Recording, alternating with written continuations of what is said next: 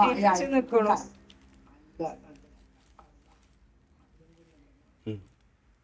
അസ്സലാമലൈക്കും, hi, hello. ഇന്നത്തെ വ്ളോഗിലോട്ട് വീണ്ടും എല്ലാവർക്കും സ്വാഗതം. എല്ലാവരും സുഖമായിട്ടിരിക്കുന്നു. നമ്മുടെ ഇവിടെ കുഴപ്പമൊന്നുമില്ലാണ്ട് അങ്ങനെ സുഖമായിട്ട് പോകുന്നുണ്ട് കേട്ടോ. അപ്പോൾ ഇതാ പാല് വന്നതും വേഗം പോയി പാലൊക്കെ എടുത്തിട്ട് വന്നിട്ടുണ്ട്.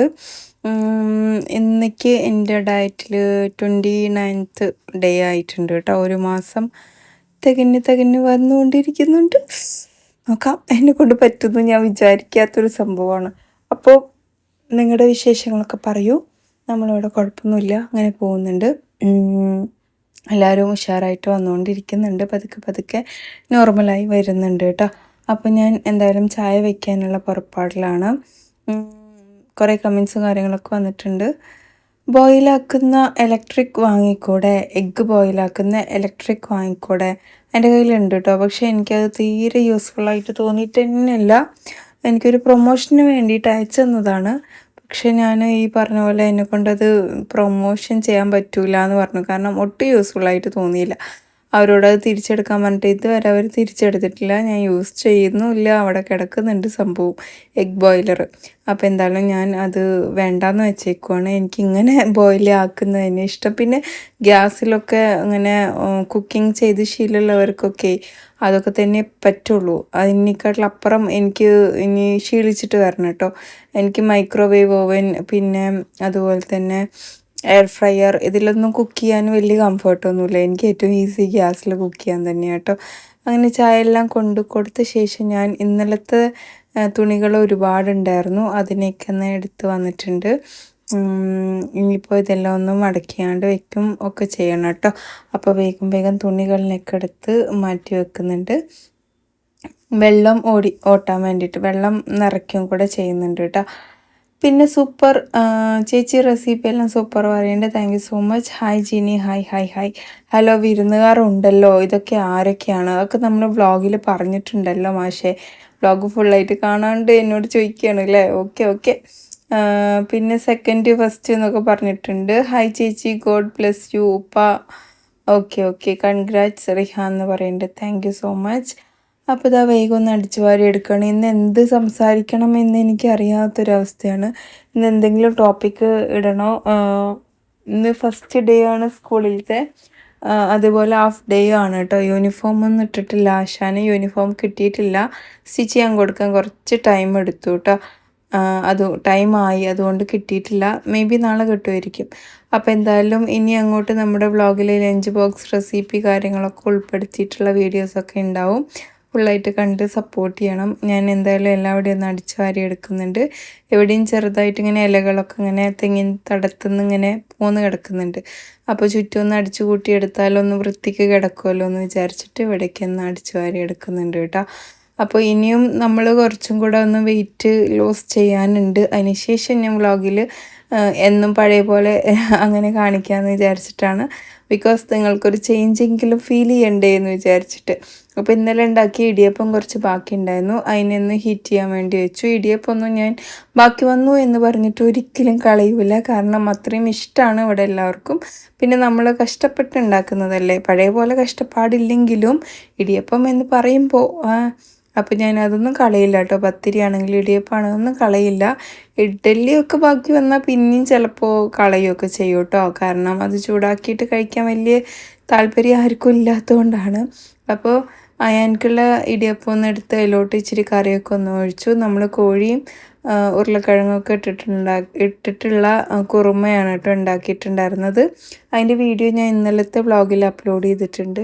കാണാത്തവരുണ്ടെങ്കിൽ കണ്ട് സപ്പോർട്ട് ചെയ്യുക. അപ്പോൾ എന്തായാലും വേഗം അവന് കഴിക്കുന്നുണ്ട് കേട്ടോ. കഴിച്ച് കഴിയുമ്പോഴത്തേക്കും വേഗം പോയി ഞാൻ അടിച്ചു വാരിട്ടോ. പോണതിന് മുമ്പേ അടിച്ചു വാരലും കാര്യങ്ങളൊക്കെ ഒന്ന് തീർക്കാമെന്ന് വിചാരിച്ചു. മാക്സിമം പണികൾ രാവിലെ തന്നെ ഒരുക്കി കഴിഞ്ഞാൽ നമുക്ക് ഒരു ഹെവിനെസ് തോന്നൂല. പക്ഷേ വീഡിയോ ഒക്കെ എടുക്കണ കാരണം എനിക്ക് കുറച്ചൊക്കെ വൈകാറുണ്ട് കേട്ടോ, അതും കൂടെ പറയാം. വീഡിയോ ഒന്നും എടുക്കാത്തവർക്ക് ഒരു 10-10:30 ആകുമ്പോഴത്തേന് വീട്ടിലെ പണികൾ തീർക്കാവുന്നതേ ഉള്ളൂ ശരിക്കും പറഞ്ഞാൽ അല്ലേ. ചിലപ്പോൾ അതിന് മുമ്പേ തീർക്കാനൊക്കെ പറ്റും. അപ്പോൾ ഇതാ ചെരുപ്പിടാൻ ഉദ്ദേശിച്ചിരുന്ന ആളിനോട് പിന്നെ ഷൂ ഇടാൻ പറഞ്ഞ് അവന് ഷൂ ഇട്ടിട്ട് പോയി. കുറേ ഷൂവും കാര്യങ്ങളൊക്കെ വാങ്ങി വെച്ചു എന്നല്ലാണ്ട് ഇടണമെങ്കിൽ പിന്നാലെ നടന്ന് പറഞ്ഞിരിക്കണം. അപ്പോൾ എന്തായാലും ആൾ പോയ ശേഷം ഞാൻ കുറച്ച് സ്നാക്ക് കാര്യങ്ങളൊക്കെ ഉണ്ടായിരുന്നു കേട്ടോ. അതിനൊക്കെ ഒരു ബോക്സിലോട്ടാക്കി വെച്ചു. എഗ്ഗൊന്ന് കഴുകാൻ വേണ്ടിയിട്ട് ഇതുപോലെ വെള്ളത്തിലിട്ട് വെച്ചു. നല്ല അഴുക്കുണ്ടെങ്കിൽ ഒരു മണിക്കൂറൊക്കെ വെള്ളത്തിലിട്ടിട്ട് കഴുകിയെടുത്താൽ മതി കേട്ടോ. ഈ എഗ്ഗ് കഴുകൽ എനിക്ക് ഭയങ്കര ദേഷ്യമാണ്. എനിക്ക് തീരെ ഇഷ്ടമല്ല. പിന്നെ പൈനാപ്പിൾ ഒന്ന് കട്ട് ചെയ്തെടുക്കുന്നുണ്ട്. ഇതിനെ ഒരു എയർ ടൈറ്റ് ആയിട്ടുള്ള ബോക്സിൽ അടച്ച് വെച്ച് കഴിഞ്ഞാൽ നമുക്ക് ആവശ്യമുള്ളപ്പം എടുത്ത് കഴിക്കാം. അപ്പോൾ തൊലി ഞാൻ ഇങ്ങനെയാണ് കേട്ടോ ചെത്താറ്. പേപ്പറിലോട്ട് കട്ട് ചെയ്തിട്ടിടുന്നത് അതങ്ങോട്ട് ചുരുട്ടി മടക്കി എടുത്തങ്ങ് കളയാലോ എന്ന് വിചാരിച്ചിട്ടാണ് കേട്ടോ. പിന്നെ അത്യാവശ്യം മുള്ളോടുകൂടി തന്നെ ഞാൻ കട്ട് ചെയ്ത് കളയുന്നുണ്ട്. മുള്ള് തൊണ്ടയിൽ ഇതാവണ്ട വിചാരിച്ചിട്ട്. എന്നിട്ട് തന്നെ എനിക്ക് പൈനാപ്പിൾ കഴിച്ചപ്പോൾ ചെറിയൊരു ചൊറിച്ചിൽ ഫീൽ ചെയ്തിട്ടുണ്ടായിരുന്നു. ഇനി പൈനാപ്പിളിൻ്റെ മൂക്ക് കളയാനിട്ടാണോ എന്നറിയില്ല. നിങ്ങൾ മൂക്ക് എന്നാ പറയുക. മൂക്ക് കളയാറുണ്ടെങ്കിൽ അതൊന്ന് കമൻറ്റ് ചെയ്യണം കേട്ടോ. അപ്പോൾ ഇതുപോലെ ഒരു ബോക്സിലോട്ട് ഞാൻ അതും മാറ്റിയെടുക്കുന്നുണ്ട്. ശേഷം നമുക്ക് എഗ്ഗായോ ഇല്ലയോ എഗ്ഗ് കഴുകി വൃത്തിയാക്കിയ ശേഷം ഞാൻ ബോയിൽ ചെയ്യാൻ വേണ്ടി വെച്ചിട്ടുണ്ട്. ഇച്ചിരി ഉപ്പൊക്കെ ഇട്ടിട്ട് കേട്ടോ. പിന്നെ ദോശ ഒന്ന് ചുട്ടെടുക്കാമെന്ന് വിചാരിച്ചിട്ട്. ഇഡലി മാവാണിത്. അപ്പോൾ ലാസ്റ്റ് ആകുമ്പോൾ ഞാൻ പിന്നെ അങ്ങോട്ട് റോസ്റ്റ് ഉണ്ടാക്കും കേട്ടോ. പിന്നെ നമ്മുടെ കോഴിക്കുറുമ ചൂടാക്കി വെച്ചിട്ടുണ്ട്. പിന്നെ നമ്മുടെ ഇടിയപ്പം ചൂടാക്കി കൊണ്ടുവച്ചിട്ടുണ്ട്. പൊടി അതുപോലെ റോസ്റ്റൊക്കെ കൊണ്ടുവച്ചിട്ടുണ്ട്. ബാക്കിയുള്ള മാവ് ഇതുപോലത്തെ ഒരു ഇതിലോട്ട് മാറ്റി എടുക്കുന്നുണ്ട്. ഞാൻ വലിയ പാത്രത്തിൽ മാവ് വയ്ക്കുമ്പോൾ അത് കമ്മിയാവും തോറും വേറെ പാത്രങ്ങൾ മാറ്റി മാറ്റി എടുക്കാറുണ്ട്. അങ്ങനെ എഗ്ഗായത് വേഗം ഞാൻ ഇതുപോലെ ഒന്ന് പീൽ ചെയ്തെടുക്കുന്നുണ്ട്. കുറച്ച് എഗ്ഗ് ബോയിൽ ചെയ്തത് ഫ്രിഡ്ജിലിരിക്കുന്നുണ്ട്. അത് മറന്നു പോയതാണ്. റിഹാൻ ഇനി ജിമ്മിന് പോയിട്ടുണ്ട്. ഈ ഒരു സമയത്താണ് കേട്ടോ പോവാറ്, ഈവനിങ്. അപ്പോൾ അവൻ വന്നിട്ട് അവനക്ക് കഴിക്കാൻ കൊടുക്കാമെന്നുള്ളൊരു പ്ലാനാണ് ഇപ്പോൾ. പിന്നെ എൻ്റെ ബ്രേക്ക്ഫാസ്റ്റ് എടുത്തു കേട്ടോ. ഇതാണ് ഞാൻ ഇന്ന് ബ്രേക്ക്ഫാസ്റ്റ് ആയിട്ട് എടുത്തത്. നമ്മുടെ പൈനാപ്പിളും 2 എഗ്ഗ് ബോയിൽ ചെയ്തതും. നമ്മൾ ഇങ്ങനെ ഡെയിലി എപ്പോഴും ഉള്ള പോലെ അങ്ങനെ അങ്ങ് പോയാൽ മതി. അയ്യോ ഞാൻ ഡയറ്റാണല്ലോ, ഇനി 60 ദിവസം കഴിയാണ്ട് എനിക്കൊന്നും പറ്റൂലല്ലോ എന്നുള്ള ഒരു മെൻറ്റാലിറ്റി മൈൻഡിൽ നിന്ന് മാറ്റുക. അപ്പം നമുക്ക് എന്തായാലും മുന്നോട്ട് പോകാൻ പറ്റും കേട്ടോ. പിന്നെ ഈ ഒരു ഡയറ്റിൽ ഏറ്റവും എനിക്ക് ഇഷ്ടപ്പെട്ടൊരു കാര്യം ചായ കോഫി ഒഴിവാക്കണ്ട എന്നുള്ളത് തന്നെയാണ്. പിന്നെ നോൺ വെജും കഴിക്കാം. മധുരമാണ് എനിക്ക് വലിയ പ്രശ്നം ഉണ്ടായിരുന്നത്. അതിപ്പോൾ വലിയ പ്രശ്നമൊന്നുമില്ല കേട്ടോ.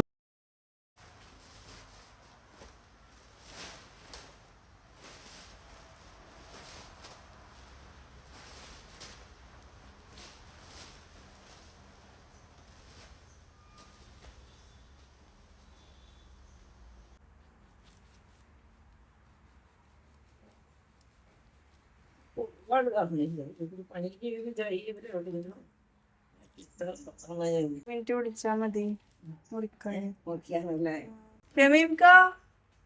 ഞാനവിടെ ഇരിക്കുന്നു. മുറിക്കാൻ വരെ കിട്ടണില്ല.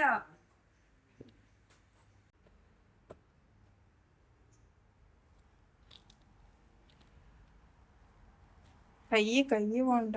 കൈ നോക്കിയിട്ട് ചക്ക മുറിക്കാനൊക്കെ ഒരു സാമർഥ്യം വേണം. അതല്ല, ഞാൻ ഇപ്പൊ ഓങ്ങി മുറിച്ച് കറക്റ്റ് ആ ഇതിൽ വന്നില്ലെങ്കിൽ, കാരണം ഞാനിപ്പോ ഓങ്ങി വെട്ടി അഥവാ അത് അപ്പുറത്തേക്കോ പോയാ അത് ശരിയാവില്ല. അതുകൊണ്ടാണ് ഞാനിപ്പോ അതേ ഇത്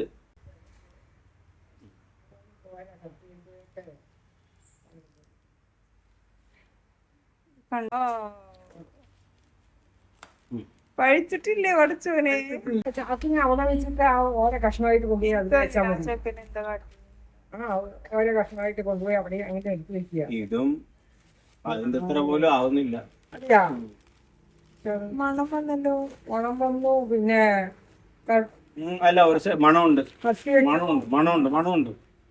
ഒരു സൈഡ്, ഈ സൈഡ് അധികം ആയിട്ടില്ല, ആ സൈഡ് നന്നായി ആയി. ഈ ഭാഗം നോക്ക്, സിമ്പിളായി വരുന്നുണ്ടോ? അതേസമയം ഈ ഭാഗം നോക്കിണ്ടേ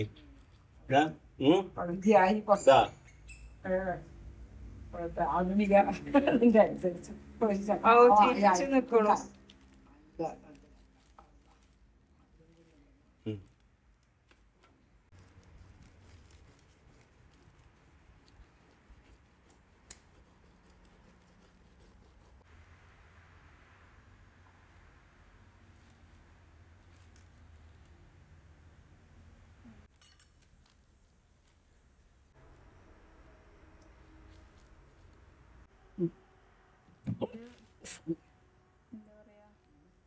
ഇതാണ് കറക്റ്റ് മുറിക്കേണ്ട എന്താ വേണം പാകം.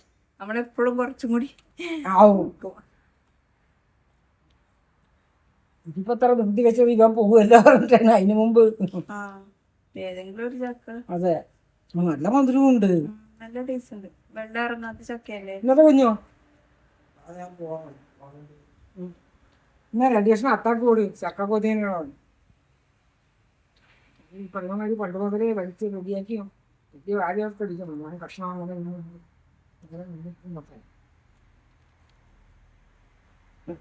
ഇതിലൊക്കെ ഇങ്ങനെ മുറിക്കുമ്പോഴാണ് ഒക്കെ ഓരോ കഷ്ണം വട്ടത്തിലൊക്കെ ഇരുന്ന് അങ്ങോട്ട് എല്ലാവരും കൂടി.